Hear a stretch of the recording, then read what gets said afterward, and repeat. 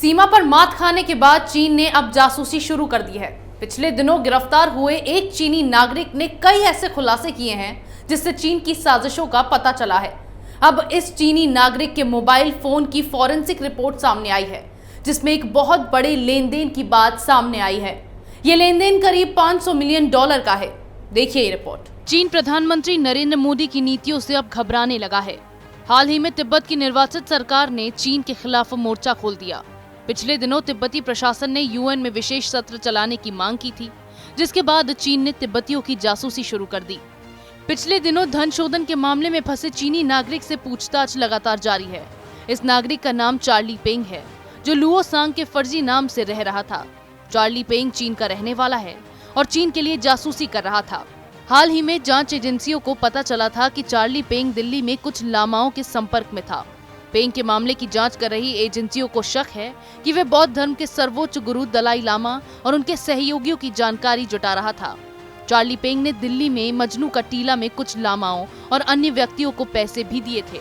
निगरानी से बचने के लिए पेंग ने बातचीत करने के लिए चीन एन्क्रिप्टेड एप्लीकेशन वीचैट का इस्तेमाल किया। भारत में रहकर हवाला रैकेट चला रहा चार्ली पेंग एक जासूसी नेटवर्क का भी हिस्सा था। उसने अन्य चीनी नागरिकों के साथ मिलकर चीनी शेल कंपनियों के नाम से बैंक खाते खोले और करीब 1000 करोड़ रुपए की मनी लॉन्ड्रिंग की। अब चीनी जासूस चार्ली पेंग के मोबाइल फोन की फॉरेंसिक रिपोर्ट सामने आई है। इसमें एक बहुत बड़े लेन देन की बात सामने आई है। यह लेन देन करीब $500 मिलियन का है। 9 नवंबर 2019 को ये राशि फाई यू जॉइन नाम के व्यक्ति को भेजी गई थी। अभी तक इस लेन देन से संबंधित कुल 5 दस्तावेज बरामद किए गए हैं। बरामद किए गए इन दस्तावेजों में सबसे अहम बैंक गारंटी लेटर और बैंक ड्राफ्ट की कॉपी भी है।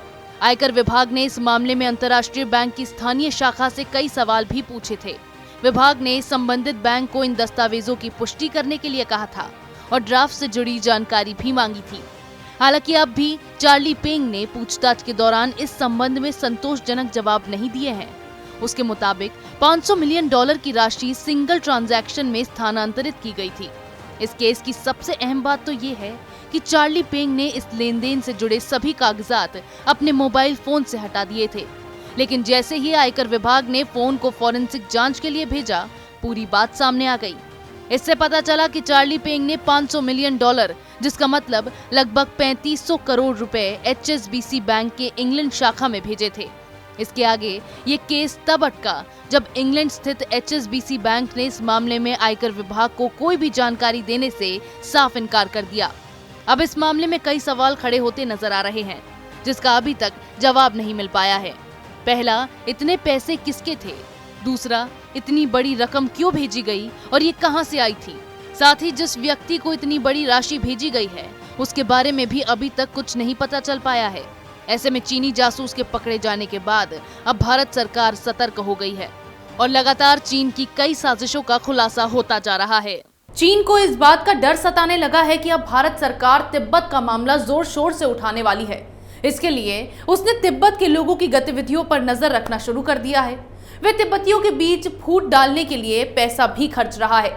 इसके लिए चीन तिब्बती गुरु दलाई लामा के नजदीकी लोगों के साथ संपर्क करने की कोशिशों में लगा हुआ था, लेकिन उसके एक जासूस के पकड़े जाने से चीन की पूरी साजिश सामने आ गई है। इसी तरह की खबरें मैं आपके लिए लाती रहूंगी। तब तक के लिए बने रहिए हमारे साथ।